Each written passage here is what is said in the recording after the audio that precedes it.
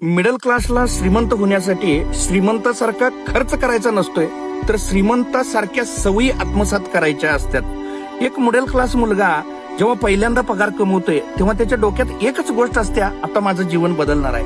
आई वडिलांच्या चेहऱ्यावर पण आनंद असतोय, पण नकळत त्यांच्या अपेक्षाचं ओझही सोबत येतंय. आपलं घर असावं, लग्नात थाट असावा, गाडी लागेल, आता हे सगळं ऐकून तो निर्णय घेतोय भावनिक पण आर्थिक नाही. तो महाग घर घेतोय, EMI 20-25 वर्षाचं गुलामी आणतोय, लग्नात ऐपतीपेक्षा दुप्पट खर्च करतोय.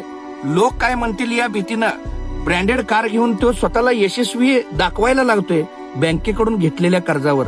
त्याला कुणीही हे सांगितलेलं नसतंय की प्रॉपर्टीपेक्षा लिक्विड कॅश महत्वाची असत्या, भावनांपेक्षा आकड्यांना प्राधान्य दिलं पाहिजे, इमेज बिल्डिंग पेक्षा वेल्थ बिल्डिंग जास्त टिकत असत्या. खरं तर मित्रांनो, श्रीमंती म्हणजे भावनांना बाजूला ठेवून घेतलेले शहाणपणाचे निर्णय. आणि मिडल क्लासला श्रीमंत होण्यासाठी श्रीमंतासारखा खर्च करायचा नसतो, तर श्रीमंत ज्या गोष्टी करतात, ज्या त्यांच्या सवयी असतात, ज्या पद्धतीनं ते काम करतात, त्यांचे स्किल तुम्ही शिकण्याची गरज असत्या, त्यांच्या काही सवयी तुम्ही आत्मसात करण्याची गरज असत्या, त्यांच्या सवयीच तुम्हाला मोठ्या करत असतात.